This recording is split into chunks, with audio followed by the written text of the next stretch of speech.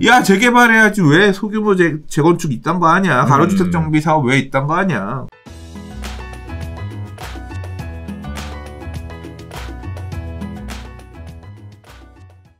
좋아요와 구독하기는 사랑입니다. 네, 안녕하십니까. 2021년 1월 9일 한 발 앞서 소식을 전하는 고품격 부동산 토크쇼 부동산 별별사에 오신 여러분을 환영합니다. 드디어 새해가 밝았습니다. 새해 복 많이 받으십시오. 새해 복 많이 받으십시오. 자, 시청자 여러분 새해 복 많이 받으십시오. 네. 새해 어떻게 보내고 계세요? 새해에 열심히 놀고 있죠. 뭐, 가뜩이나 지금 눈도 많이 와가지고 어디 꼼짝도 못하고 놀고 먹고 하고 있죠. 새해 새로운 계획은 잘 세우셨습니까? 새해 새로운 계획 아직 못 세웠어. 못 세웠다기보다는 해야지 결심을 하다가 네. 아직 거기까지는 이렇게 결심이 안 된다고 해야 되나? 그러니까 올해 아마도 근데 하게 되지 않을까 싶은데 이제 올해 재개발 관련해서 도시정비법 개정안도 또 있고 공공재개발이라든가 좀 큰 이슈들이 많이 있을 거고 그에 따른 법령 정비들이 많이 될 텐데 그리고 결국 올해는 이게 뭐 어쩌다 보니까 이게 결국은 반복이야. 역사가 반복되잖아요. 재건축 장 끝에 재개발이 2000년대 중반에도 그랬잖아요. 맞아요. 근데 이번에는 이제 그 이름이 공공재개발이라는 이름으로 바뀌어서 또 정부에서 또 괜히 뜬금없이 공공재개발 얘기하잖아. 한 1월 14일 정도에 발표 일부 선도 지역들 발표한다 그랬고 선정했다고 한다 그랬으니까 큰 흐름이 이제 갈 것 같은데 그에 따른 법령 정비도 있을 거고 그래서 재개발 관련해서 올해 하기 싫었는데 재개발 강의를 2019년에 촬영하고 그걸로 2년 팔아먹었거든요. 큰 돈은 안 되는데 매달 이렇게 조금씩 생활비에 보태는 강의 수익이 들어왔었거든요. 온라인 강의 수익이. 그래서 그걸 올해 리뉴얼을 해서 공공재개발 포함해서 좀 다시 하나 찍어야 되는 거 아닌가. 그래서 그거 좀 생각을 좀 하고 있어요. 찍어야지. 많이 바뀌잖아요. 네. 많이 바뀌는 건 아니에요. 기본 재개발은 있고 공공재개발 부분이 조금 추가가 되니까 조금 약간 업데이트를 해야 되는 거 아닌가. 근데 이게 강의 하시는 분들 제가 존경하는 게 엄청 체력적으로 힘들잖아요. 그렇죠. 강의 준비도 그렇고 저는 이렇게 전문적으로 강의를 하는 사람이 아니니까 이게 진짜 준비를 해가지고 또 열심히 준비를 한동안 해가지고 찍어야 돼. 맨날 레파토리가 나오는 게 아니다 보니까 이제 준비를 해서 또 해야 되니까 그걸 해야겠다고 계획을 세우고 하려고 하니까 하기 싫은 거야. 매번 할까 말까.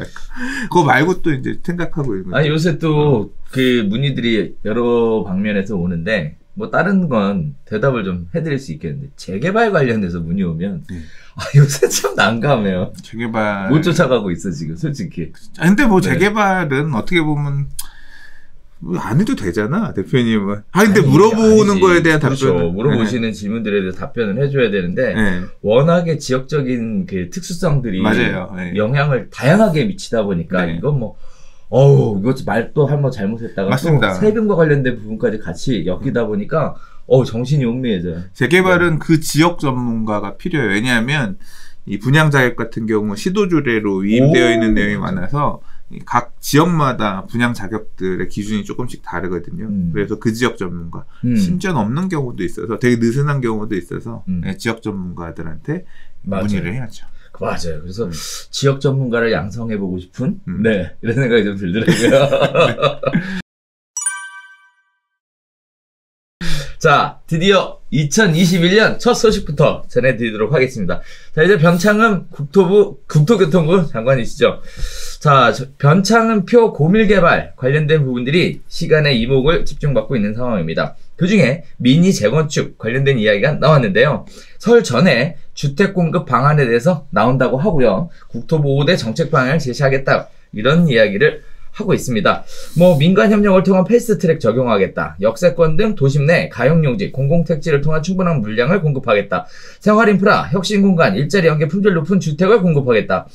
수요자들이 선호하는 주택을 집중 공급하겠다. 사회적 합의에 기초한 개발이익 적정 배분 및 선제적 투기 수요를 차단하겠다. 같은 5가지 공급 기본 방향이라는 걸 가지고 이야기를 하고 있습니다. 설 연휴 전에 발표할 도심 주택 공급 방안 중 하나인 저층 주거지 개발 대책에 대한 얘기가 나오고 있고요. 공공주도로 서울의 노후 소규모 주택, 연립과 아파트를 재건축하며 용적률을 올려주는 대신 늘어난 주택의 20에서 50%는 공공임대로 활용하겠다는 미니 재건축 방식에 대한 이야기도 나오고 있고요. 빈집 및 소규모 주택 정비에 관한 특례법 개정안에 대한 이야기도 나오고 있습니다. 법안이 통과되면 바로 정부 정책에 적용될 전망이라고 얘기하는데 이미 서울시 및 정부에서 사전 논의가 다 끝나 있는 것으로 나와지고 있는 상황이고요. 요약을 해보면 저층 주거지에 대해서는 용적률 법정 상한 120%를 적용하겠다.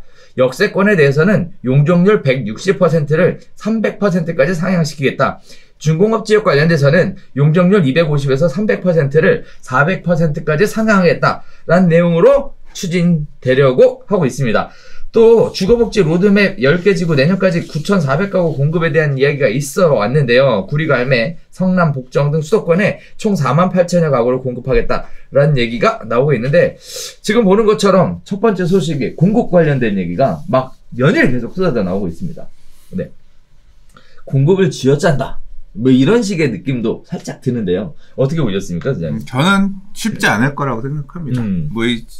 야심차게 이제 국토부 장관 되셔서 이거저거 얘기를 하시지만 내용들이 많이 이렇게 겹쳐 있어요. 그러니까 이게 이렇게 5가지 공급 기본 방향해서 얘기를 해놨지만 이걸 갖고 있는 사람들 입장에서는 아리까리한 것이. 예를 들자면 지금 저층 주거지 개발 대책 이게 결국은 이제까지 이 문재인 대통령이 대통령 되시고 나서 해왔던 소규모 주택 정비 사업 활성화하는 방안 그냥 계속 반복이에요. 그 얘기 다시 하는 거야.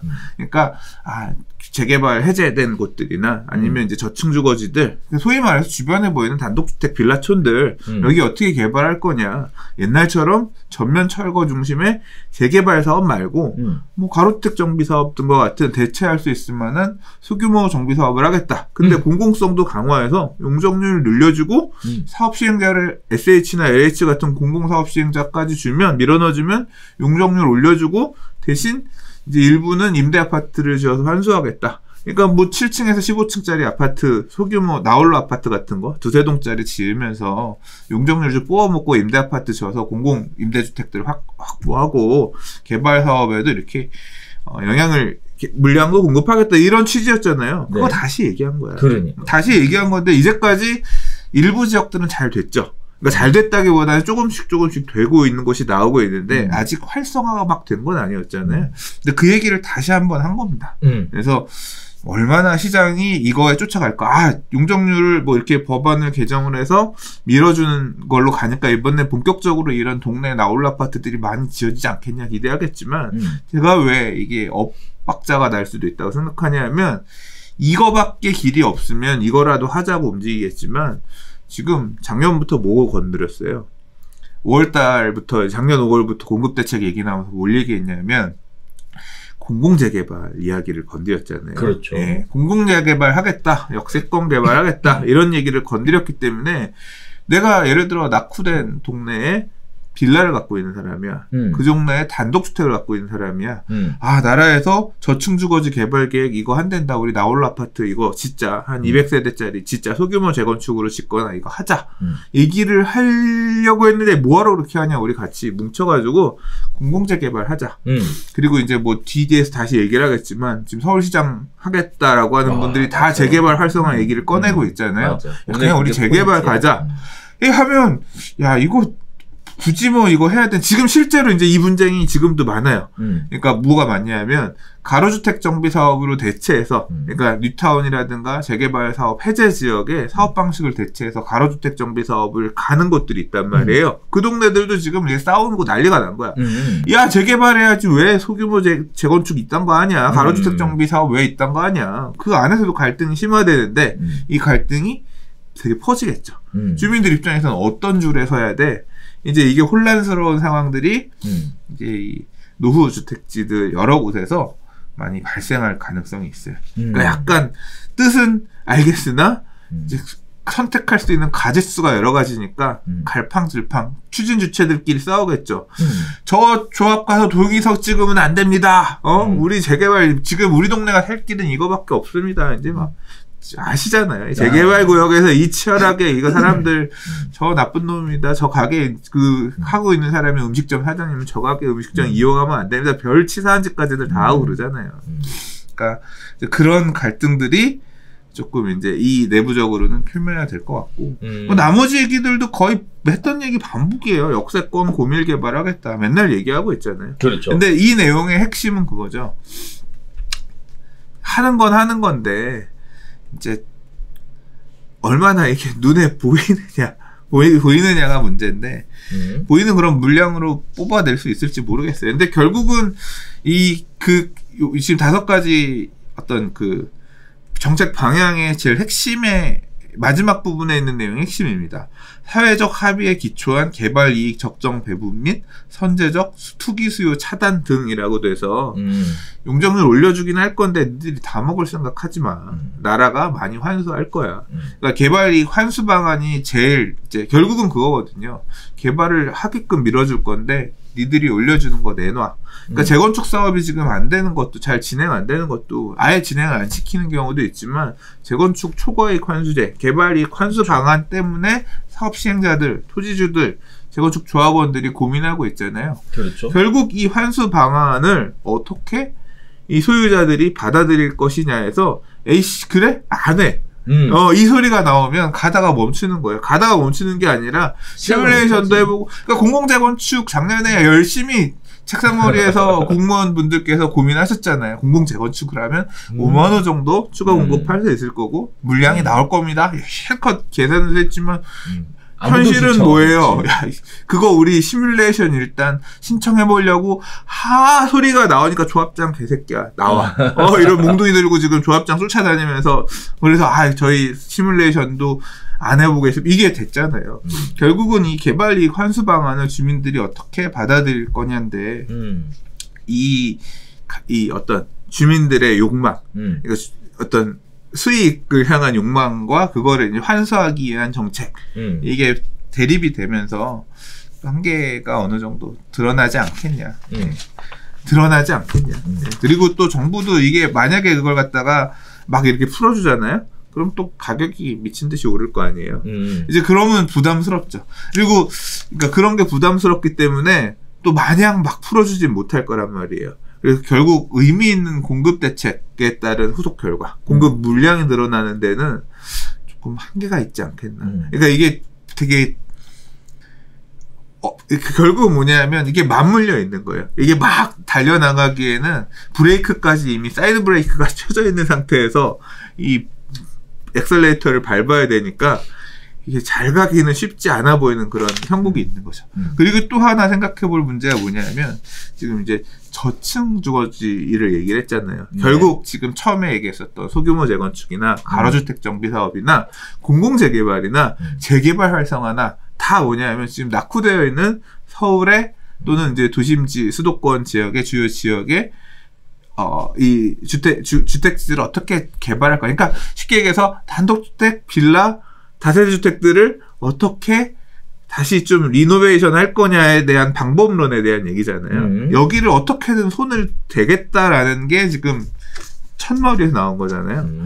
이 지역들의 부동산 가격은 올해부터 또 본격적으로 더 달아오를 것 같아요.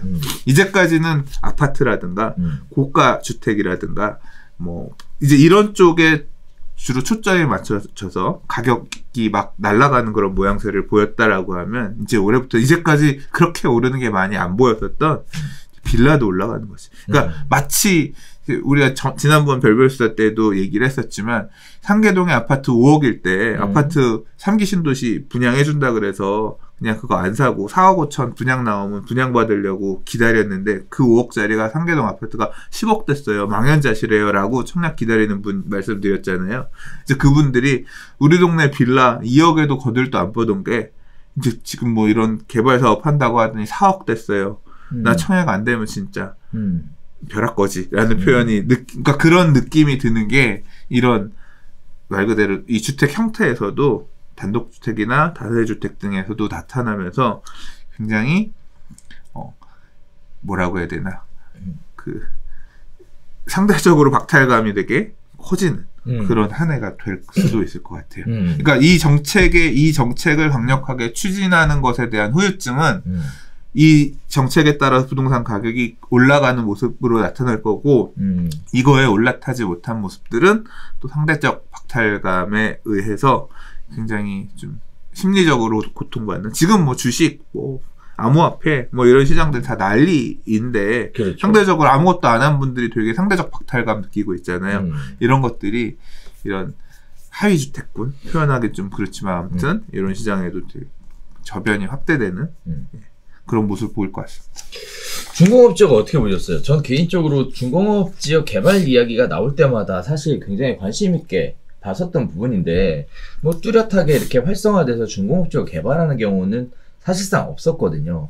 또 한편으로 보면 중공업, 이제 쉽게 얘기하면 저층에 그런 임시 건축물 같은 곳에서 뭐 프레스라든지 뭐 큰 무거운 소리가 시끄러운 이런 공장을 가공해서 먹고 사시는 분들 관련된서는 또 어떻게 대책을 마련해야 되느냐, 뭐 순환형 개발을 해야 된다, 뭐 여러 가지 얘기들이 있어 왔으나 뭐 대체적으로 가시화된 거를 본 적이 없는데, 이 중공업 지역 개발도 어떻게 될까요? 이게 중공업 지역 개발 얘기는 사실 작년 2월달 대책에서 나왔던 얘기예요. 그거 반복이에요. 그냥 작년에 얘기했고 올해 또 얘기하는 거야. 그때도 중공업 지역 활성화. 근데 그 당시에 공급 대책 얘기를 할 때 별로 그러니까 그게 나오기 전에 작년 이맘때예요. 1월 달에 올 2월에 공급 대책이 나옵니다. 중공업 지역을 개발하는 얘기가 나올 겁니다. 떡밥을 언론에서 엄청 계속 밀었는데 실제 이제 2월 달 공급 대책 2월 달이었나 3월 달이었나 아무튼 조금 늦어져서 나왔는데 나올 때 보니까 별 얘기는 없었어요.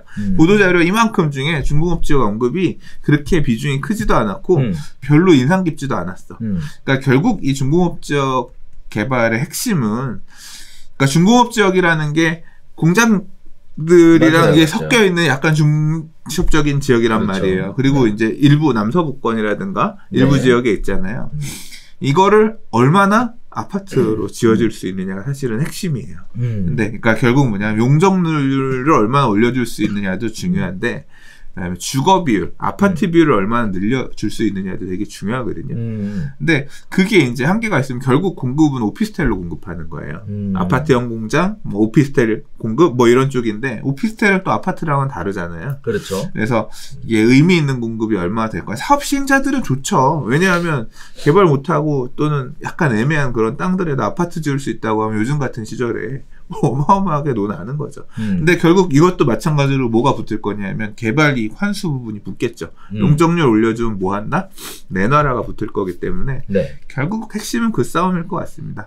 그 개발이익. 근데 약간 조금 다른 게 일반 주택 재개발이라든가 주택지들 같은 경우는 많이 남기 때문에 그 가지고 있는 소유자분들이 주로 이제 주거 지역이다 보니까 이 머릿수가 많다고 그래야 되나? 쪽수가 많아. 그래서 말이 많은데 이런 중공업 지역들 같은 경우는 필지들의 땅들도 크고 그렇죠. 기본적으로 막 40~50평씩 공장 하나 들어가려면 그러다 보니까 일종의 사업 방식 자체가 그런 재개발 방식보다는 도시환경정비사업 과거에 이제 그런 느낌이 많거든요. 그러니까 도시환경정비사업 같은, 그러다 보니까 지주들이 상대적으로 덜 많고 이런 데 같은 경우는 뭐 돈으로 예를 들어 분양하고 남는 상가라든가 이런 걸로 받거나, 애초에 갖고 있던 것도 주택이 아니었으니까 그렇죠. 뭐 많이 이익이 나면 뭐 나눠 줄고 돈으로 내가 많이 회수하면 되는 거지 뭐 이렇게 생각할 수도 있기 때문에 오히려 또 가능성이 있기는 해요. 가능성이 있기는 한데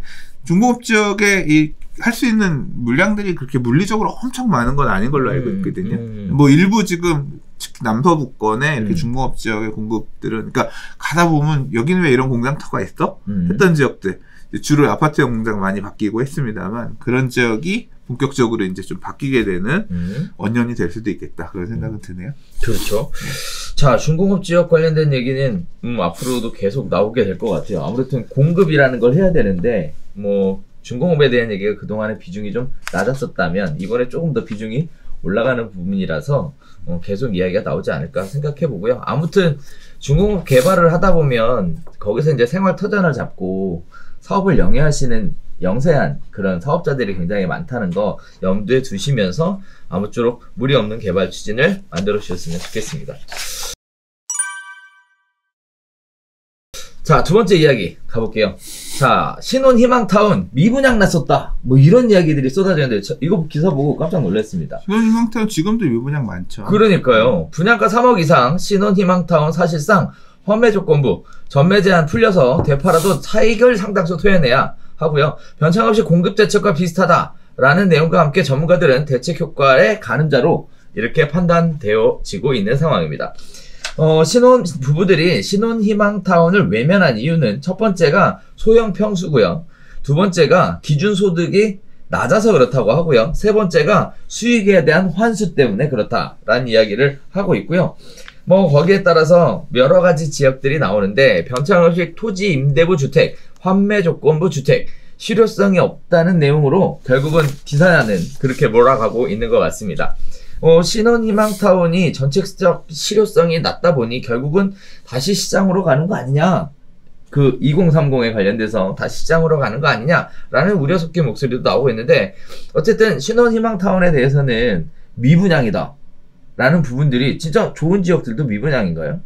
이런 것들이 궁금하더라고요. 신혼희망타운 물량이 그렇게 많지 않고 미분양이 많은 지역은 주로 지방이라든가 이런 쪽이에요. 그리고 공급됐던 지역들 중에서 인기 있는 지역들, 서울 수도권에 인기 있는 지역들 같은 경우는 당연히 아니죠. 그래서 근데 이제 뭐 신혼희망타운이 어떻게 보면 되게 이 신혼희망타운이 공급대책에 대한 어떤 색깔보다는 사실 이 정부가 2017년 9월에 주거복지 로드맵이란 걸 발표하면서 청년, 신혼부부, 그다음에 뭐 장애인, 노인 이런 배려 계층들에 대한 주택, 그러니까 주거복지 차원에서 얘기들을 꺼냈던 부분이에요. 그래서 신혼부부들이 들어가서 거주하기 좋은 어떤 주택 단지들을 만들겠다. 그러니까 결국 신규 조성하는 택지에 일정 물량들을 신혼부부들이 살기 좋은 집으로 만들겠다.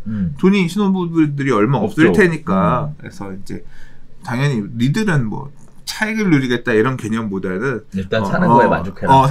좀 거주할 수 있는 거주할 수 있는 저렴한 금액으로 좋은 주택에 거주할 수 있는 이런 쪽에 방점이 찍혀서 정책을 만들다 보니까 시세 차익, 자산 이런 것들을 좀 배제하고 애초에 분양 받을 때도 론을 많이 쓰게끔 해서 뭐 이제 이익이 남더라도 그 사업 시행자랑 나눠서 가져야 된다든가 이제 이런 옵션들을 해서 공급을 했잖아요. 그러니까 상대적으로 메리트가 떨어지니까 소유자 입장에서는 그렇게 고민을 하겠죠. 이게 애초에 그러니까 서울 핵심 지역에 있는 이런 그러니까 서울 핵심 도심 한복판에 이런 지역에 공급된 게 아니라 애초에 이제 택지들 이런 쪽에 많이 공급돼서 수요도 좀 어느 정도 한계가 있는 부분도 있고요. 그리고 말씀하셨던 것처럼 환매 조건부 주택이라든가 이런 부분들이 맞물려 있기 때문에 결국 들어가는 들어가려고 하는 신규 청약자, 뭐 신혼부부들 입장에서는 어떤 우리가 부동산을 투자할 때 갖고 있으면 살면서 나중에 자산 가치가 오르는 이런 거에 대한 기대감도 갖고 들어가는데 그렇죠. 이거 그냥 전세 사는 거랑 월세 사는 거랑 뭐가 달라? 그렇죠. 뭐 이렇게 판단할 수 있잖아요. 그럴 거면 차라리 지금 막 이제 조성되고 있는 저 출퇴근하기도 좀 멀고 이런 택지에 신혼희망타운 가는 그냥 월세 살 거면 서울 안에서 전세나 월세 사고 아니면 그냥 차라리 집을 사자. 이렇게 지금 생각하고 있는 거고, 사실 이 시점에 이 기사가 나온 이유는 결국 신혼희망타운이 집을 사는 물건, 것이 아니라 사는 곳, 어떤 이런 관점에서 디자인한 부분이 많이 있고, 이 디자인을 지금 뭐 토지 임대부 주택이나 환매 조건부 주택이나 다른 형태의 주택 공급에도 지금 확대하려고 지금 LH라든가 되게 노력을 하고 있잖아요. 그 노력하고 있는 게 저는 좀 약간 우리 별별수다 할 때도 몇 번 비판을 했어요. 왜 소유하게끔 안 하고 니들이 다 갖고 있으려고 그래. 공공이 지금 토지를 들고 있으면서 국민들을 세입자화하는 거 아니에요. 네. 왜 그렇게 자꾸 하려고 하냐. 자산을 인정하게끔 해주려고 하지. 분양을 해주지. 근데 이렇게 지금 결국은 그러니까 이렇게 하게 되면 환매 조건부로 하게 되면 LH는 나중에 환매를 해주거나 할 때 자산을 들고 있을 수가 있잖아요. 부채를 줄일 수가 있잖아요. 시세 차익이 많이 발생하면 차익이 발생한 부분에 대한 상당수를 LH공사라든가 SH공사가 가져갈 수 있잖아요. 그렇죠. 네, 이제 그런 장점이 있으니까 말은 국민을 위하는 것처럼 하면서 실제로는 자기들이 국내가 돈 벌 국리도 같이 하고 있는 것 같다. 좀 짜증이 났는데 아무튼 뭐 그거는 제가 짜증이 나는 거 공급하는 쪽에서는 이게 옳다고 하면 그렇게 이 방법밖에 없으니까 뭐 수요자 입장에서도 그 공급 방식을 받을 거냐 말 거냐 선택을 해야 되는 건데 당연히 공급 받는 입장에서는 이거 사나 월세 사나 뭐가 달라? 이거 사나 전세 사나 뭐가 달라? 차라리 전세가 낫겠다. 이거 월세 내고 있느니 차라리 전세가 낫겠다.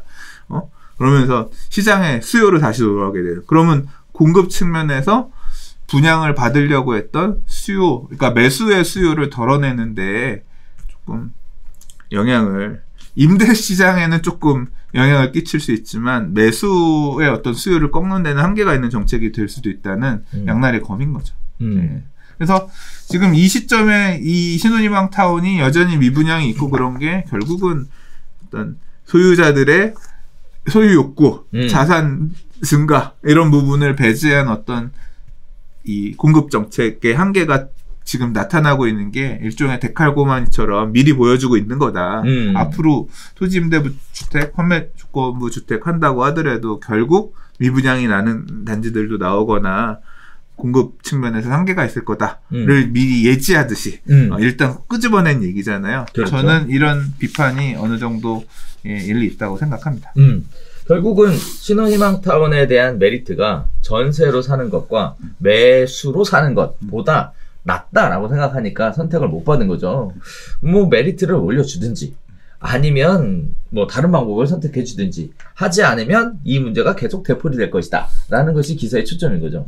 그죠? 공급 대책으로 사서 어느 정도 약점이 있는 거 아니냐 뭐 이런 지적이고 근데 또 뭐 들어가서 사실 분들은 맞춰서 이 집 공급이 또 새 아파트 그런 뭐 택지 해당 지역에서 출퇴근하거나 뭐 거주해야 되는 분들 입장에서 뭐 새 아파트 저렴하게 잘 거주할 수 있는 조건이 된다고 하면 그분들한테는 경쟁률 낮아지니까 뭐 오히려 회피하겠죠. 결국 제도는 자기가 또 들어가는 분들 중에 부동산은 사는 것이 아니라 하는 곳이어야지 이런 마음으로 또 들어가시는 분들은 경쟁 없이 잘 들어갈 수 있으니까 회피하겠죠.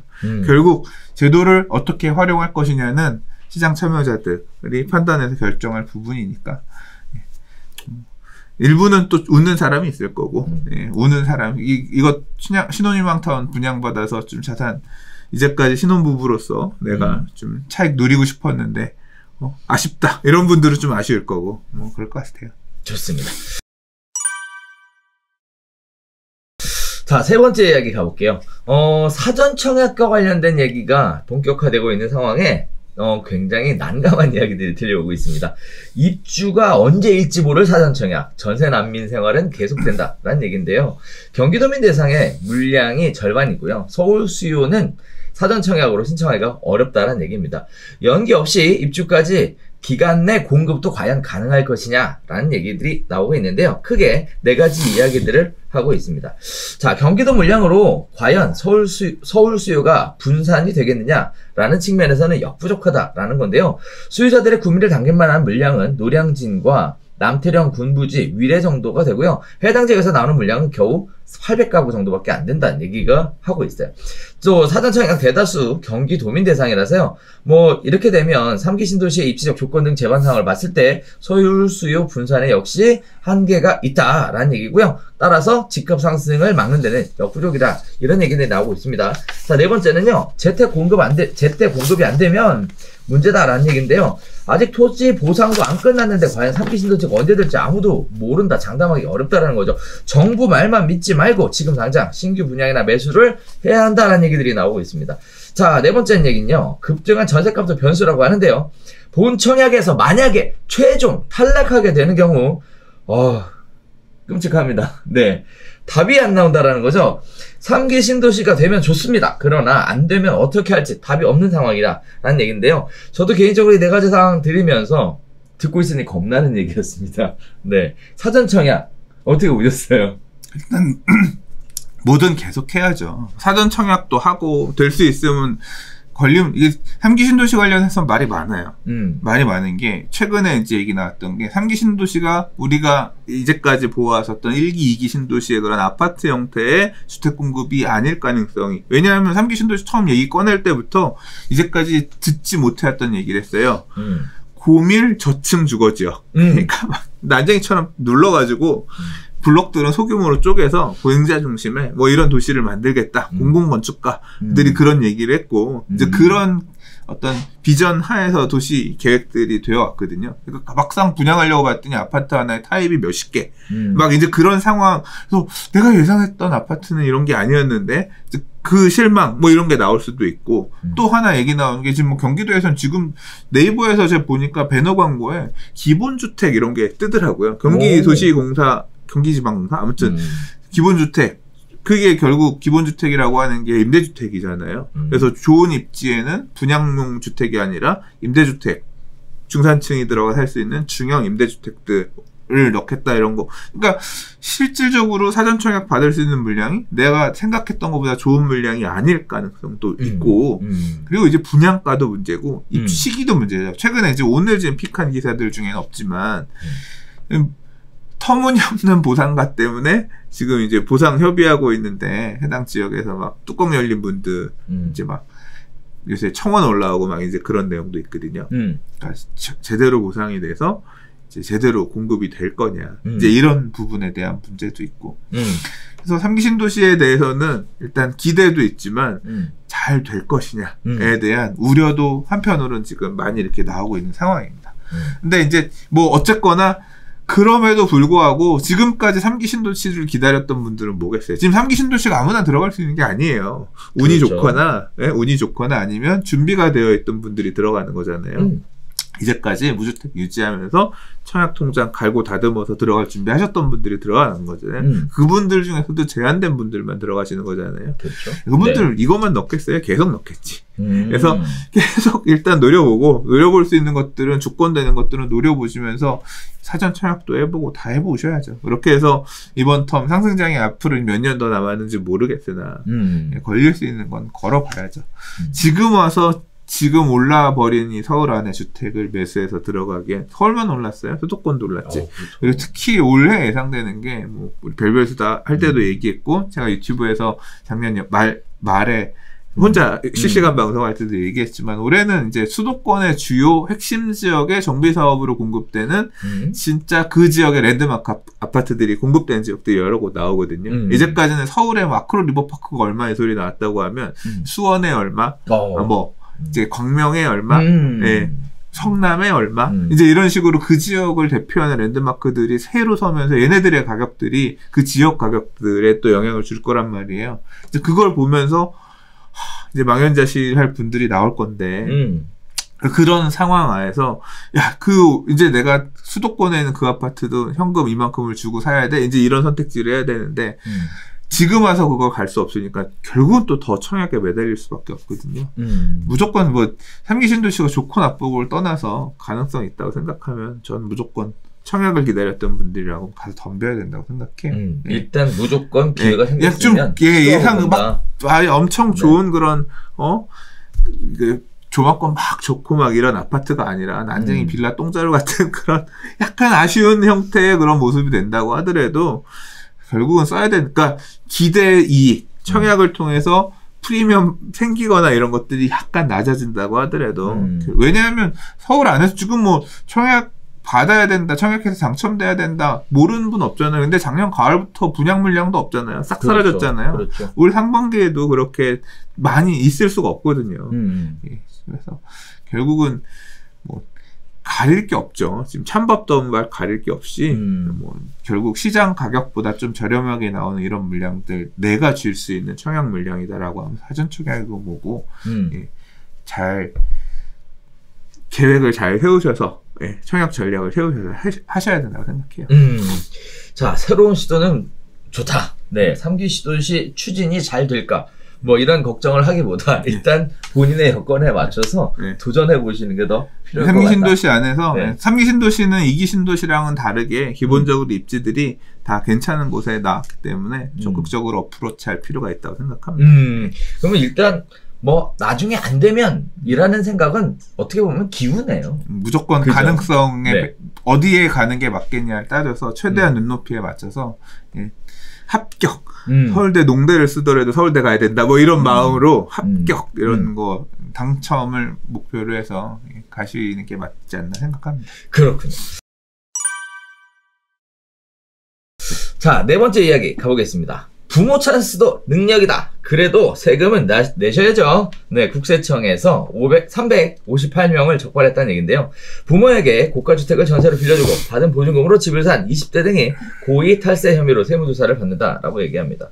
자, 거기에 따라서 여러 가지 예문들이 나와 있어요. 209명은 뭐 고가주택 상가 취득 과정에서 분양권 다운계약, 편법 증여 등 탈루 혐의가 있었고, 66명은 차입을 가장한 편법 증여 등 탈루 혐의가 있었고, 51명은 신고소득이 확인되지 않았음에도 취득자금을 증여받은 혐의가 있었고, 32명은 주택을 불법 개조, 일명 방조개를 해서 임대하면서 현금 매출을 누락한 주택 임대사업자도 있었고요.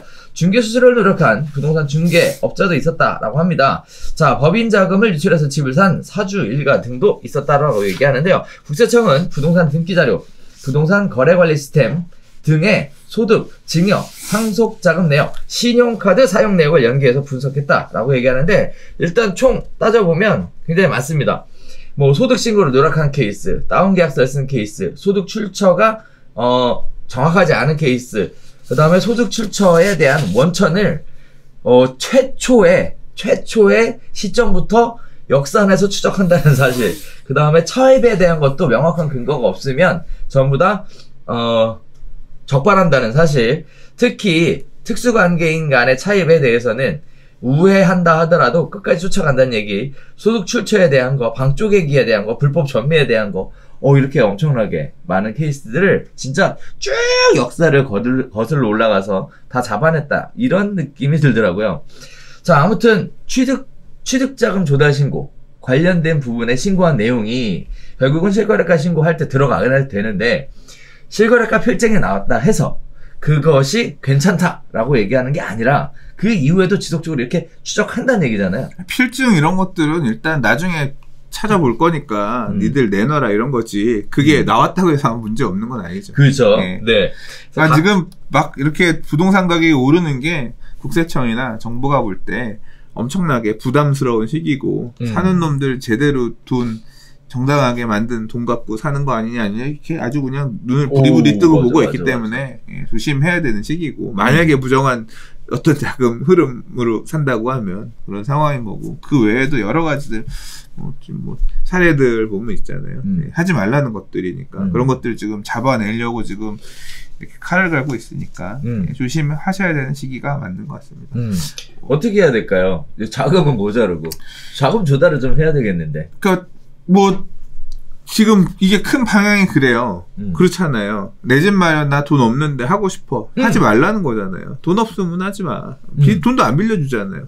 전 진짜 그건 너무 이해가 안 가서 얼마 전에 페이스북에 글을 썼는데, 다주택자가 대출을 제한해서 집을 더 못 사게 한다. 그건 그럴 수 있다고 생각해요. 왜냐하면 지금 주택 가격에 버블이 많이 꼈다고 하면 가격이 무너지기 시작하면 이렇게 다주택자가 여러 채 갖고 있는 거 도미노처럼 무너지면서 그렇죠. 굉장히 많은 피해자, 임차인들 비롯해서 피해자가 생길 수 있거든요. 그렇기 때문에 다주택자에 대한 주담대 규제 이런 것들은 설득력이 있다고 생각해요. 근데 15억 초과한 주택에 대해서는 아예 대출이 안 돼. 빵이야. 이런 거는 진짜 납득이 안 되거든요. 수요를 완전히 그건 15억이 왜 15억인지에 대한 근거도 되게 애매하고. 그렇죠. 네. 그렇죠. 그래서 그거는 예를 들어 15억 초과한 주택의 LTV를 뭐 얼마로 차단한다든가 그런 부분까지는 그럴 수도 있다고 보는데, 아예 빵이라는 건 납득이 안 되는데, 그 제도가 지금 되게 굉장히 오래 유지가 되고 있잖아요. 그러니까 수요를 어마어마하게 억제하고 지금 있는 상황이잖아요. 그러니까 납득은 안 되지만 저 개인적으로는 이 자유주의, 자본주의 시장 경제에서 이게 이런 규제가, 이런 관치 금융이 계속 이어지는 게 납득은 안 가고 이해는 안 가지만 일단 받아들여야 된다는 전제하에서 뭘 해야 되느냐. 그냥 아무것도 안 하는 것도 투자다. 마음의 위안이네. 뭐 할 수는 없잖아. 그러니까 결국 뭐냐면 결국 이렇게 강하게 규제를 하고 있는 이유는 집 많이 갖고 있는 니들은 더 살 생각하지 말아라. 되게 프레셔를 주고 있는 상황이고, 그 어떤 정책적 흐름에 맞춰서 아무것도 안 하는 것도 저는 굉장히 이 시기에 필요한 대응 방안이 아닐까 생각해요. 그냥 아무것도 안 해요. 뭐 신용대출까지도 다 막았다가 네. 지금 여러 가지 문제들이 생기니까 신용대출 관련된 부분은 다시 푼다는 얘기들이 솔솔 나오더라고요. 지금 이제 신용대출이라고 하는 게 여러 가지 지금 주담대로 쓰이는 신용대출은 약간 좀 그렇게 볼 수도 있는데 뭐 코로나 때문에 그러니까. 지금 뭐 생활비가 없고 뭐 안 돼서 지금 말 그대로 굶어 죽기 일보 직전인데 조금 이게 이 상황만 개선이 되면 살아날 수 있는 그런 환경에 있는 분들 신용대출이라도 좀 해서 살 길을 좀 숨길을 터줘야 되는 게 맞겠죠. 네. 그러니까요. 안 그래도 지금 경기 자체가 소상공인들 입장에서 굉장히 어려운데 신용대출 자체로 통으로 다 묶어서 막아버리겠다라는 식의 정책적인 판단은 결국은 부동산 시장에 대해서 너무 무섭게 생각하니까 너무 권력이 세게 쥐어져 있는 것 같아요. 그런 걸 보면 좀 은행 자율에 맡겨서 근데 결국 은행들이 그 돈 떼이면 큰일 나잖아요. 그러니까 좀 판단을 해서 할 수 있게끔 해주는 부분도 있어야 되는데 뭐 하긴 또 우리나라 은행들이 금융위기 이런 거일 때 정책자금 들어가 살려내고 이런 사례가 있다 보니까 정부가 니들 내 말 들어 또 그래야 되는 것도 어쩔 수 없긴 한 것 같긴 하네요. 또 생각해 보니까 그렇게 말 잘 들어야지. 그래서 저는 이런 생각이 들더라고요. 옛말에 이런 말이 있죠. 거짓말을 하면 그 거짓말을 덮기 위해서 또 다른 거짓말을 한다. 불법은 또 다른 불법을 낳게 되는 거고요. 그리고 세금은 무덤까지 쫓아간다. 이렇게 생각하시면 네 착오가 없으실 것 같습니다. 아무튼 깨끗하고 투명하게 부동산 시장 거래가 이루어졌으면 하는 바람입니다. 자, 5번째 이야기입니다. 핫 이슈입니다. 네, 재개발, 재건축 관련된 이야기인데요.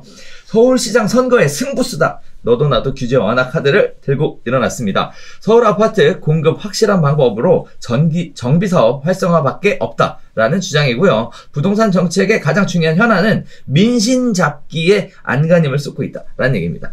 자, 그동안 시장에서는 공급을 늘리기 위한 가장 확실한 방법은 서울 지역 정비사업 활성화뿐이라고 주장해 왔습니다.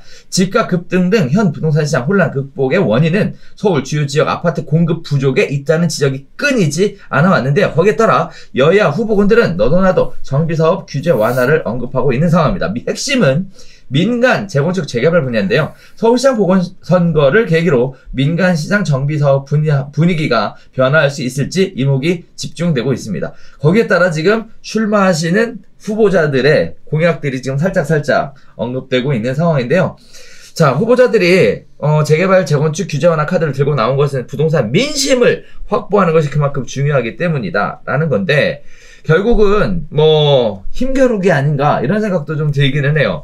일단 정부에서는 정책적으로 때려 막아서 재개발, 재건축 진행을 못하게 해서 틀어 막아서 이렇게 하겠다라고 얘기하는 그 시장은 그럼에도 불구하고 계속 번져나갔단 말이죠. 또 한편으로는 정책적으로는 그렇게 결정이 됐어요. 찍어 누르는 걸로, 수요를 누르는 걸로 했는데 정치인들은 또 반대로 뭐 이런 생각이요. 정반대의 생각. 또 한편으로는 이런 생각도 들더라고요. 저는 결국 이 법안들이 정책적인 법안이 실행될 수 있었던 건 입법 과정을 거쳤기 때문이잖아요. 여기 나오시는 분들 전부 다 뭐 대부분 다 뭐 국회의원이나 기타 등등 뭐 이렇게 정치적으로 활동 많이 하시는 분들 결국 본인들이 입법 활동에 참여하셔서 다 때려 막은 거 아니었나? 그런데 왜 갑자기 또 이제는 뭐 활성화시키겠다. 표결에서 본인은 빠지셨나? 뭐 이런 생각도 좀 들고. 자, 어떻게 보셨습니까? 어쨌든 글쎄요, 그렇게까지 해석하기는 좀 그런 것 같고요. 그래요? 네. 그러니까 시장에 이게 얼마 전에 누가 저희 부동산 서지 카페에 그런 글을 써주셨어요. 지난 하락장에 정비구역 해제. 이 지금 그러니까 정비구역을 해제하고 지금 서울의 어떤 신규주택 공급을 제한하는 데 있어서 재개발 정비구역들 해제하고 이런 것에 원흉이 박원순 서울시장이다. 이렇게 얘기들을 하지만 박원순 서울시장을 그렇게 만든 건 누구냐면 사실은 서울 시민들이에요. 그러니까 정비구역의 주민들이 사실 그렇게 만든 거예요. 맞아요. 그러니까 정치인은 결국 시장의 어떤 민의를 읽고서 민심. 그거에 따라서 민심을 읽고서 그거에 따라서 정책을 만든 거예요. 맞아. 예. 그래서 박원순 시장이 그 오명을 다 뒤집어 쓴다? 저도 그거는 맞는 표현이 아니라고 생각합니다. 그러니까 2010년, 11년 이후에 부동산 시장이 침체로 가면서 수많은 정비구역들이 사업을 하라고 해도 안 해. 안 하고 그냥 가만히 있으니까 서울시 입장에서는 이거는 이제까지 도시정비법은 이렇게 사업을 하라는 얘기만 있었지 하기 싫으면 중간에 어떻게 그만두게 할 방법이 없구나. 법안에 그런 내용이 없었어요. 그래서 맞아요. 그런 해제를 위한 내용들을 2012년에 이제 추가했고 그러면 어떻게 해제를 할 거냐.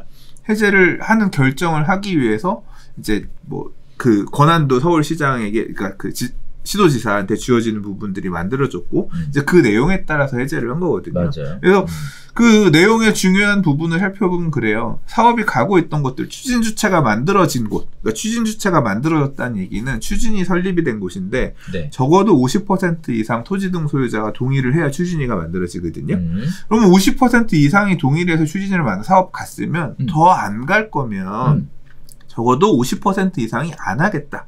반대를 하면 해제할 수 있게. 맞아요. 추진 주체도 없는 곳이라고 하면 그 기준을 30%로 뒀어요. 왜냐하면 이 재개발 사업이 가려면 75%, 4분의 3 이상의 동의를 통해서 조합 설립이란 걸 해야 갈 수 있거든요. 근데 30% 이상이 반대를 한다는 얘기는 뭐냐면 그렇죠. 역으로 조합 설립을 못 한다는 얘기예요. 그렇죠. 네. 그래서 30% 이상 주민이 추진 주체가 없는 상태에서 30% 이상 주민이 반대 해제를 해달라 요청을 하면 시도지사가 결정해서 해제를 할 수 있게 이런 권한이 이제 법에 추가가 됐어요. 만들어졌기 때문에 서울시는 뉴타운 재개발 해제 출구 전략이라는 이름으로 그 내용을 한 거예요. 그러니까 어떻게 보면 그 시기에 필요한 시민들의 얘기들을 들어서 법제화해서 그 법에 따라서 행동을 한 거죠.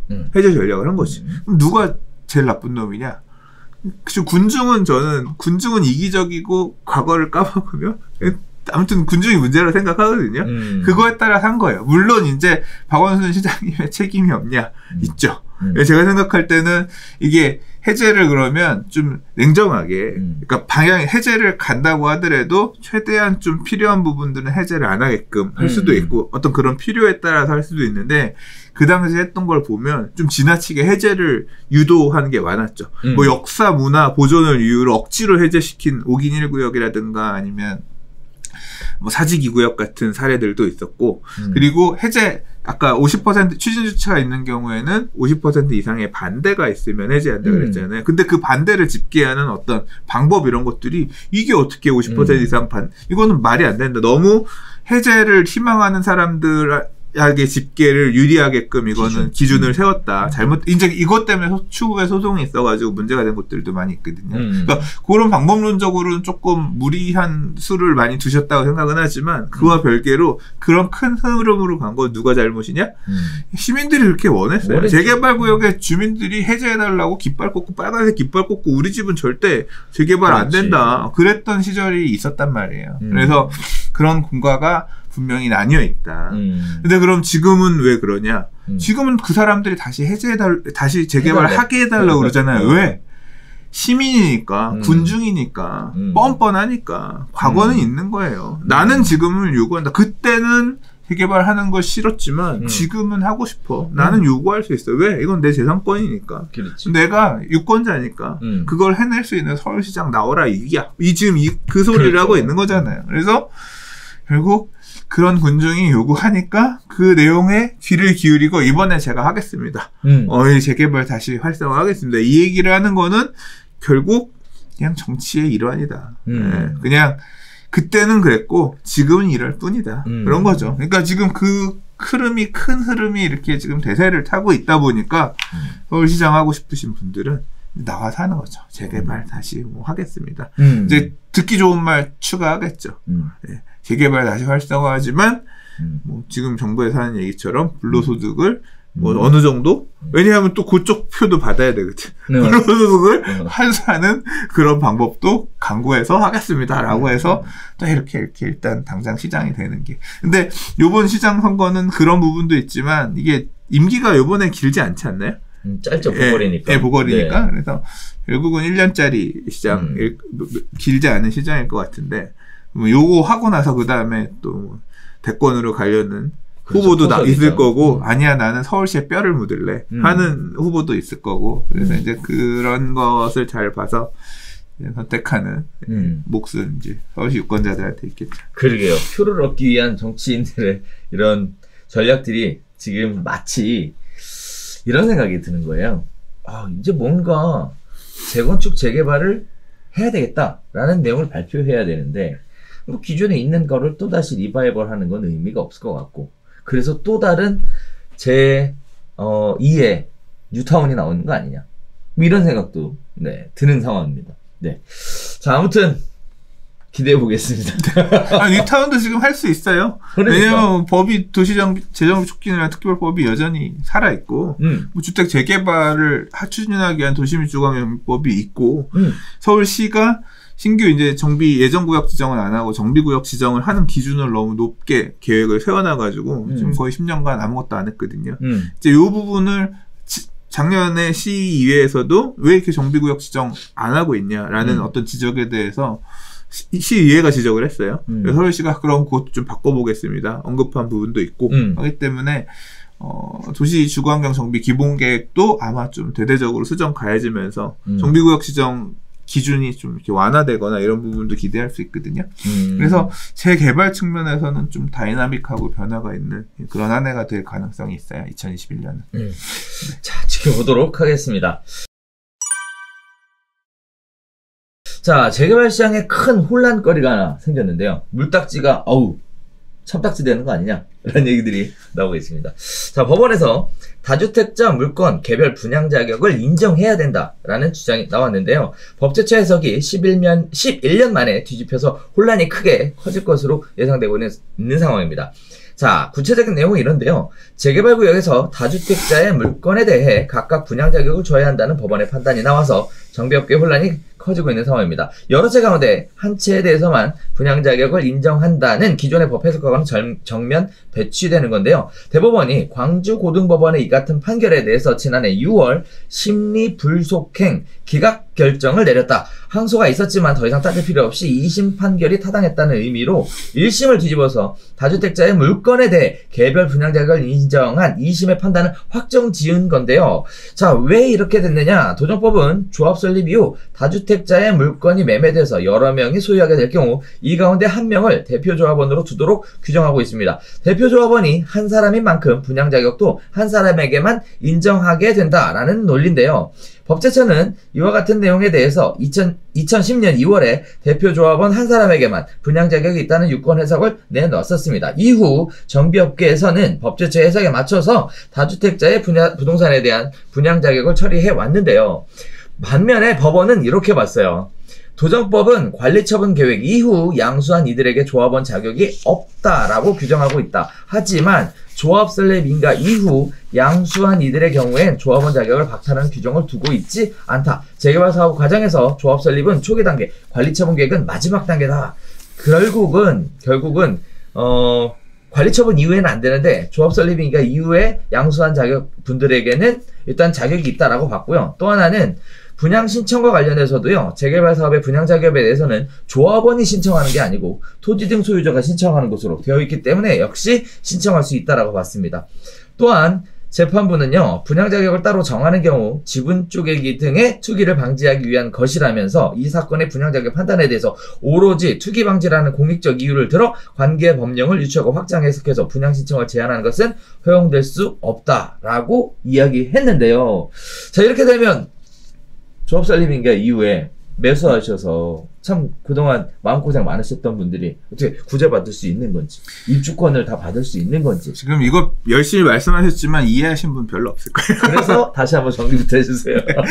이게 굉장히 큰 이슈입니다. 그리고 이 재개발 사업에서 이거 재건축하고는 상관없는 얘기예요. 재개발하고만 상관이 있는 거고 이게 굉장히 큰 이슈고 앞으로 큰 파장이 있을 만한 판결입니다. 이 광주 고법 판결이고 이 같은 사례 가지고 두 개의 사례가 있는데 뭐 판결한 판사가 같은 판사라고 하더라고요. 그리고 대법원에서도 뭐 이렇게 심리불속행 기각했다고 하는데 저도 이 부분 해석이 잘 안 돼서 이제 건너서 이제 이 정비사업 전문 변호사님 통해서 이제 의견을 들었는데요. 아직 지금 결론적으로 얘기하면 확정된 게 아니에요. 그렇죠. 이제 내용을 설명을 하자면 이거예요. 이 재개발 사업 같은 경우는 토지 등 소유자가 하는 사업인데 조합 설립이란 거를 강제조합원 제도고 재건축은 임의조합원 제도이기 때문에 그런 내용이 조금 다릅니다. 그래서 분양하는 기준이나 이런 것들도 조금 다른데 이걸 어디서부터 어떻게 설명을 해야 되나. 복잡하지. 네. 그냥 어떤 부분이 되게 크냐면요. 조합 설립 인가가 그러니까 이제까지라고 하는 거는 2008년, 9년까지 어땠냐면요. 내가 재개발구역 안에 집을 10채 갖고 있어요.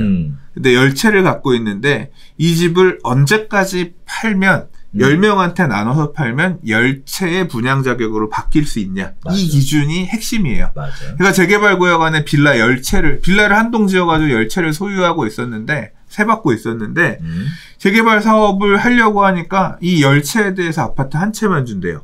야, 그럼 난 재개발 안 해. 이렇게 되잖아요. 근데 이 10채를 아니야 10채도 줄 수 있어. 근데 그거는 너한테 10채를 줄 수 있는 게 아니라 10채를 10명한테 팔면 그걸 산 10명은 각각 분양 대상자가 될 수 있어. 이제 이 시점을 언제까지 보느냐예요.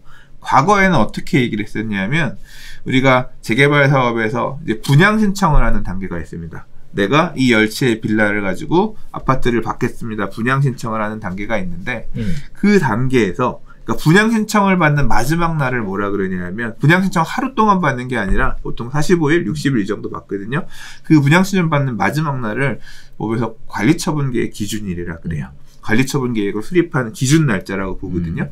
그날 전까지만 팔고 조합원 지위 변경을 하면 그러니까 그날 제가 강영훈이었는데 강영훈 1, 강영훈 2, 강영훈 3 이런 식으로 조합원을 10명을 늘릴 수가 있는 거예요. 10개를 그때까지만 그렇죠. 팔면 그걸 양수한 그 사람이 조합원 변경을 하고 가서 분양 신청을 하면 개별 분양 신청을 받아서 각각 한 채씩 줬어요. 그렇죠. 예, 이게 어떤 그 의미가 뭐냐면 조합원의 지위와 분양 신청은 별개이기 때문에 그렇게 된다라고 해석을 해서 됐는데 2009년 8월에 이게 법령이 개정이 됩니다. 대표조합원 제도 그러니까 도시정비법 19조 1항 3호라는 내용이 당시에 나오면서 조합원 한 명이 하나 행사할 수 있는 것처럼 그렇게 이제 내용이 바뀌어요. 맞아요. 근데 그 바뀌고 나서도 법제처에서 국토부랑 서울시에서는 뭐라고 해석을 해줬었냐면 조합원의 지위야 분양 자격은 별개이기 때문에 각각 될 수 있다. 이런 식으로 해석을 해왔었거든요. 근데 2010년 2월 달에 법제처의 해석을 바꿉니다. 아니야. 조합원 한 명이 10명으로 늘어나는 거랑 똑같잖아. 그렇기 때문에 그건 안 돼. 그걸 양수한 나머지 10명은 그 양수한 사람들은 조합원이 될 수 없고 청산해야 돼. 개별 분양 대상자가 될 수 없다. 이런 식으로 그 당시에 바뀌거든요. 그 당시에 난리가 났어요. 난리가 났어요. 그래서 그거 갑자기 이제까지 서울시랑 국토부랑 해석을 각각 다 준다고 해석을 하다가 이렇게 갑자기 법제처 말 바꾸는 게 어딨냐. 근데 그 당시에 서울시랑 국토부도 뭐라고 했냐면 법제처가 상위 해석 기관이기 때문에 저희가 틀렸습니다. 법제처 얘기가 맞아요. 안 나오는 거면 이렇게 다시 다 번복을 했거든요. 그러니까 멘붕이 온 거죠. 그래서 그 당시에 이것 때문에 피해를 입었던 국토부 해석 자료 갖고 있는 분들이 맨날 가서 국회 가서 시위하고 그랬거든요. 그래서 이제 이게 나중에 법이 바뀝니다. 2011년에 법이 개정이 돼서 어떻게 바뀌냐면 2011년 1월 1일 기준으로 그 이전까지 이렇게 다주택자 물건들은 다 상관없이 분양 자격을 준다. 그리고 2012년 12월 31일까지 앞으로 기한을 더 줄 테니 2개까지 갖고 있는 사람은 하나씩 줄 수 있게끔 그때까지 기한 안에 팔아라. 더는 안 준다. 이런 식으로 경과 규정을 뒀었거든요. 그러니까 그때 한번 내용을 겪고 끝난 거예요. 근데 이번 텀에 어떤 문제가 생겼냐면 지난 하락장에 그러니까 다 재개발이 해제될지 모를지 조합도 없어. 조합이 돈이 없으니까 조합장도 택시 운전하러 가고 이제 다 조합이 거의 조합 설립은 인가가 났지만 무산된 지역들이 많이 있잖아요. 그래서 이 조합원이 재개발구역 안에 물건을 더 있는지 확인도 안 되고 이제 그런 시절을 겪으면서 어떤 일들이 발생했냐면 한 재개발구역에 가서 한 사람이 여러 개를 사는 거예요. 여러 개 사서 갖고 있다가 그걸 다시 판 거야. 근데 이게 결국은 뭐냐면 조합 입장에서 조합원이 하나로 합쳐졌다가 다시 늘어난 거잖아요. 그렇죠. 지분 쪼개기에 해당되는 거잖아요. 이거 개별 분양 대상 자격이 있냐? 법제처에서 2016년에 해석한 거 보면 그것도 똑같이 안 된다. 조합원이 쪼개기에 해당돼서 안 된다. 이런 식으로 해석을 했었는데 지금 이번에 광주 고법에서 판결이 뭐냐면 그거 각각 줘야 된다. 그렇죠. 그거 지금 이 조합원들이 한 여러 개를 양수한 이 사람이 조합원 지위가 당연히 박탈된다고 볼 수 없고 분양 자격은 별개이기 때문에 그렇죠. 실제로 별개예요. 실제로 조례에서도 별개로 분양 조합원 대표 조합원이라고 하는 거는 형식적으로 의결 이런 거 할 때 편하게 하기 위해서 집원별로 묻고 해서 의결하기 위해서 해놓은 거지 분양 자격은 별개로 나가거든요. 맞아요. 그런 게 있기 때문에 이거는 두 개 별개다. 그러니까 10년 전에 국토부랑 서울시에서 했던 해석이랑 똑같은 해석을 지금 이 광주고등법원에서 내놓은 거예요. 했더니 이제 난리가 난 거죠. 난리가 왜 났겠어요? 그리고 이제 이 내용이 대법으로 올라갔는데 아까 심리불속행 기각 부분은 약간 좀 약간 차이가 있는 게 이 상고할 때 조합에서 그 다물권자 물건은 빼고 올렸대요. 그래서 사실 그 부분에 대해서는 대법원 심리가 없었대요. 그래서 지금 요거 말고 부산의 온천 사구역에서 동일한 사례로 지금 이제 대법에 올라가 있는 내용이 있답니다. 그거 판결이 나와야 실제로 이제 그러니까 지금 이 광주고법 사례는 고등법원 판례인 거고 아직 대법원에서는 지금 좀 전에 얘기했던 이 갈등 법제처의 해석과 고등법원의 판단이 지금 딱 반대 엇갈려 있는 상황인 거잖아요. 이 부분에 대한 판결이 이제 대법원 판결이 나오게 되면 이제 나오고 사도 되는지 사면 안 되는지가 결론이 날 거예요. 그래서 조금 더 지켜봐야 됩니다. 그리고 한 가지 더 얘기를 하자면 자, 이제 이게 만약에 광주고등법원에서 난 판결처럼 결론이 나면 어떤 문제가 발생할 수 있냐면 그냥 제가 한 재개발구역에 가서 물건 10개고 20개고 30개고 쓸어 사면 돼요. 언제 팔면 돼? 조합 설립인가 놔도 돼. 분양 신청하기 전에만 30개를 자 하나씩 팝니다 해서 그렇죠. 팔아도 돼. 그러니까 매집이 가능합니다. 재개발구역 안에 매집을 해도 되는 상황이 생겨요. 그렇죠. 그러면 이게 일종의 투기의 목적으로 그렇게 실제로 뭐냐면 지금 이 2010년도에 법제처의 해석 이후에 이 내용 때문에 그 짓을 못했단 말이에요. 그렇죠. 다른 재개발 구역에 가서는 여러 개를 살 수 있어도 같은 한남 3구역이 너무 좋아 보여. 그래도 거긴 하나밖에 못 샀지만 맞아. 앞으로는 한남 3구역 좋아? 야, 돈 갖고 와. 10개, 20개 다 매집을 할 수도 있어요. 그리고 분양 신청하기 전에만 팔면 되는 거니까 그게 이제 가능해지는 거예요. 그래서 이런 어떤 사안적인 심각성까지를 고려해서 이제 아마 판단을 하지 않을까 대법원에서는. 그래도 그럼에도 불구하고 뭐 법률적으로는 이게 맞다라고 해서 지금 광주고등법원에서의 판결과 또 동일한 판결을 냈지. 서울에서는 반대되는 고등법원 판례도 있대요. 그러니까 이거는 대법에서 결론이 좀 나야 될 것 같습니다. 그래서 이게 뭐 되게 어려운 얘기고 별 얘기 아닌 것 같지만 실제로는 재개발 사업에서는 재건축은 완전 달라요. 재개발 사업에서는 굉장히 큰 어떤 이슈 중에 하나고 어떻게 결론 날지 지금 많이들 지금 주목해서 보고 있습니다. 저는 개인적인 생각은 이 지금의 판결이 맞다고 봐요. 왜 그러냐면 실무적인 차원에서 다주택자를 확인할 방법이 없어요. 명확하게. 다주택자를 확인을 해야 될 거 아니에요. 이거 누가 확인해 줄 거예요. 그 말 그대로 조합에 싸바싸바를 할 수밖에 없는 상황이 만들어지게 되는 거더라고요. 근데 그렇게 되면 이런 어떤 투기 방지 애초에 그러니까 그런 법제처의 해석이 나온 게 그거였잖아요. 그 조합원 지분 쪼개기에 해당되면서 이게 사실 이거 이제 확인이 되면 조합원 수 늘어나면서 사업성 악화되는 것들도 일부 나올 수 있을 거고요. 네. 근데 뭐 그런 제가 좀 전에 얘기했던 것처럼 매집하는 그런 세력들도 나올 수 있죠. 그렇죠. 근데 뭐 한편으로 생각해 보면 지금 그 당시 상황하고 지금 많이 바뀐 게 3주택 이상 다주택자 양도세 때려 빠시면 쉽지 않은 부분이라서. 그렇죠. 관처 이전에 팔면 일반 세율도 아니라 중과세 세율 적용되니까. 그러니까. 근데 이게 투기가 가지고 해제되면 해도 된다는 얘기가 되는 거죠. 그때는 뭐 해제될 정도면 시장 다 죽었으니까 그때는 뭐 아무도 신경 안 쓰고 사업도 멈출걸? 그리고 또 하나 변수가 있습니다. 또 하나 변수가 있어요. 네. 대법원이 이거 안 주는 걸로 판결하면 저는 서울시 조례 바뀔 거라고 생각해요. 아마 하위 조례 규정으로 이걸 막을 겁니다. 그러니까 이게 결국은 서울시는 항상 지분 쪼개기 이런 것들을 막으려고 했어요. 상위법에서 막고 있기 때문에 굳이 별도로 안 했습니다. 왜냐하면 이 법에서 정하고 있는 내용은 되게 느슨해요. 맞아, 실제로 서울시의 분양 자격들 지분 쪼개기 금지 이건 다 조례로 그다음에 일부는 정관으로 보통 이제 조례로 다 금지되어 있죠. 조례로 금지가 되어 있는데 서울시는 아마 그러니까 서울시라든가 이런 어떤 주택 공급의 어떤 정의 뭐 이런 것들을 생각하고 있는 지자체들은 예, 지도조례를 바꿔가지고 다시 규제할 가능성이 있습니다. 그래서 이게 대법원이 만약에 그렇게 판단을 한다고 하더라도 실제로 이제 조례로 이렇게 다시 막아버리게 되면 될 줄 알고 샀는데 다시 줬댔네 이 상황이 생길 수도 있어. 그래서 너무 나이브하게만 예. 좋게만 생각하시면 안 되고 제가 생각했던 최고의 방안이 이거였어요. 뭐요? 이런 다주택자 물건이 있거든요. 이 사람들도 처치곤란이잖아. 다주택자들은 무슨 생각하고 다물권자들은 무슨 생각하고 있냐면 청산받을 생각하고 있을 건데 맞아. 이제 가서 딜을 해야지. 사장님 청산 예상금이 얼만데 청산금으로 제가 살게요. 그럼 나는 청산금 정도에 사는 거야. 그리고 만약에 제가 분양권을 이 판결이 바뀌어서 더 나오잖아요. 그럼 제가 그거 나오면 옵션으로 뭐 1억 더 드릴게요. 피가 지금 얼마지만. 안 해. 그런 거 안 해. 그럼 근데 매도자 입장에서는 청산받느니 그 돈으로 청산받느니 나중에 피를 더 받을 수 있다는 추가적으로 좀 더 뒷돈을 받을 수 있다라고 하는 옵션이 생기잖아. 받을만 하지 않아? 다물권자 같은 경우는? 매수자 입장에서도 결국 안 나오면 청산가대로 샀으니까 청산받고 나가는 거고 되면 주는 피보다 훨씬 많은 프리미엄이 개별 물건에 대한 프리미엄이 붙을 거니까 그렇죠. 이득이 되고 뭐 그런 식으로 좀 접근해 보면. 근데 이거를 누가 해야 되냐면은 중개하시는 공인중개사들이 하셔야 되잖아요.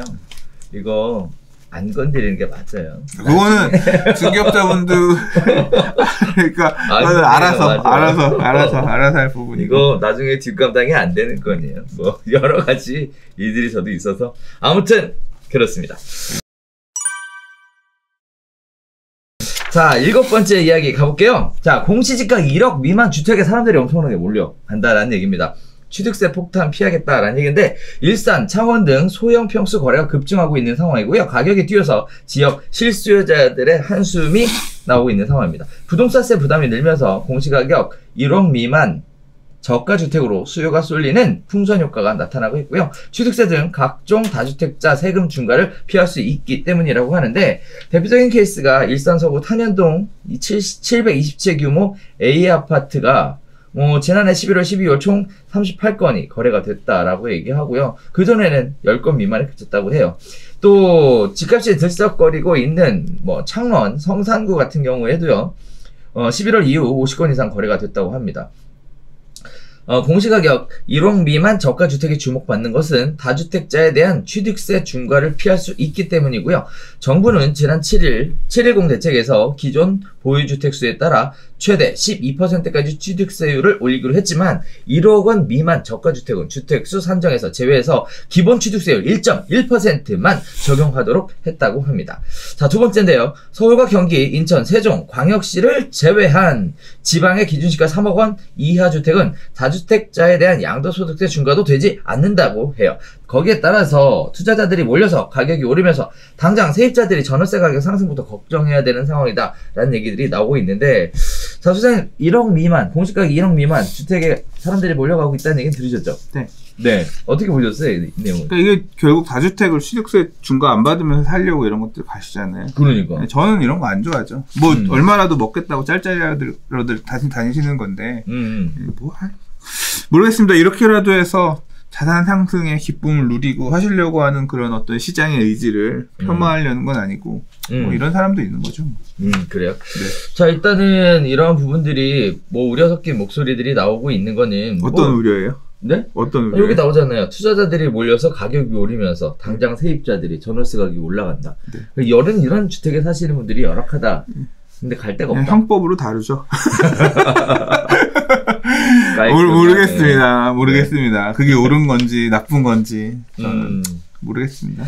자, 그런 얘기들이 있습니다. 네. 어쨌든 사회적으로 이슈가 되는 건 분명한 것 같아요. 많은 분들이 공부를 열심히 하시고 똑똑해지셔갖고 벌써 취득세 중과 그런데 1억 미만은 오케이. 그러니까 1억 미만짜리를 싹 다 뒤진 거 아니에요 지금? 아주 이 과열된 어떤 시장의 한 단면. 지금만 이렇게 써요. 나중에 또 보이지. 이게 그러니까 규제가 생기면 규제의 반사이익을 받는 물건을 찾아서 관련 움직임은 항상 있었죠. 상승장에서 보이는 하나의 갈 데가 없으니까. 또 한편 이런 생각도 들어요.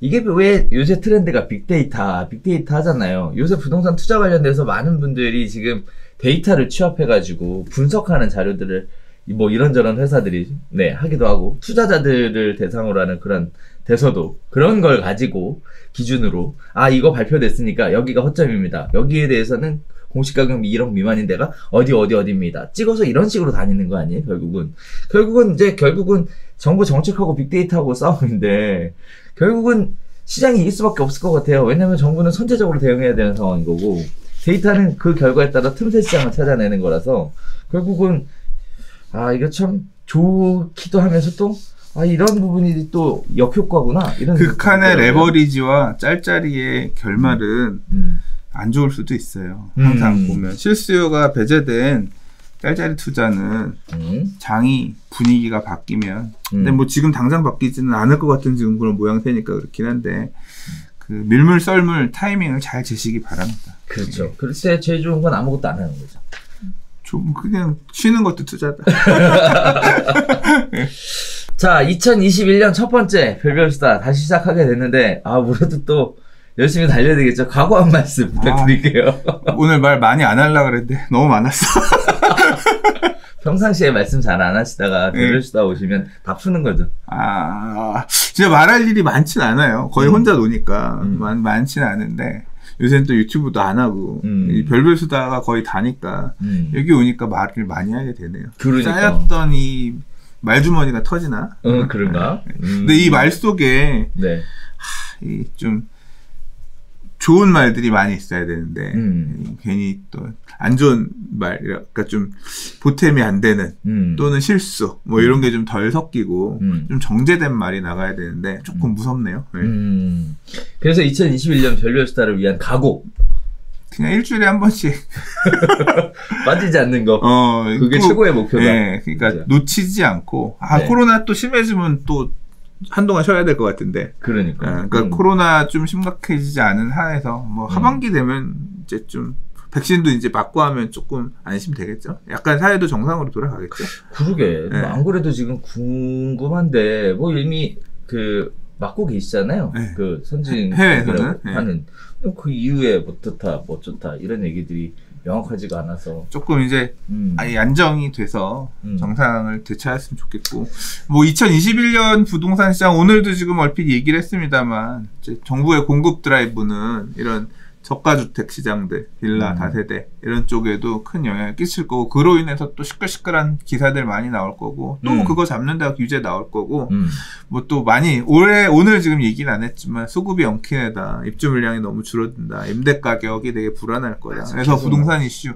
그러니까 안 좋은 얘기들, 시장 불안에 대한 얘기들로 또 많이 언론들이 지면 장식할 거고 별별수다에도 어쩔 수 없이 그 얘기들을 또 하게 될 텐데 조금 심기를 거스르지 않는 선에서 그러니까 지금 상대적 박탈감들을 많이 느끼실 분들 이런 분들이 불쾌해하시지 않는 선에서 어떻게 하면 말을 좀 이쁘게 잘해서 올해 부동산 이슈들을 같이 얘기를 수다를 떨 거냐 나눌 거냐 이게 좀 고민이네요. 그러니까. 네. 자, 2021년 별별수다가 계속될 수 있었으면 하는 바람에서 일단 최선의 노력을 다해보도록 하겠습니다. 올 한 해도 시청자 여러분들 새해 복 많이 받으시고 저희 별별수다 시청 많이 해주시고 그리고 아껴주시고 그리고 저희가 조금 실수하더라도 너그러운 마음으로 이해해 주시고 아량 베풀어 주시면 감사하겠습니다. 자, 저희는 다음 주에 새로운 소식 가지고 다시 찾아뵙도록 하겠습니다. 감사합니다.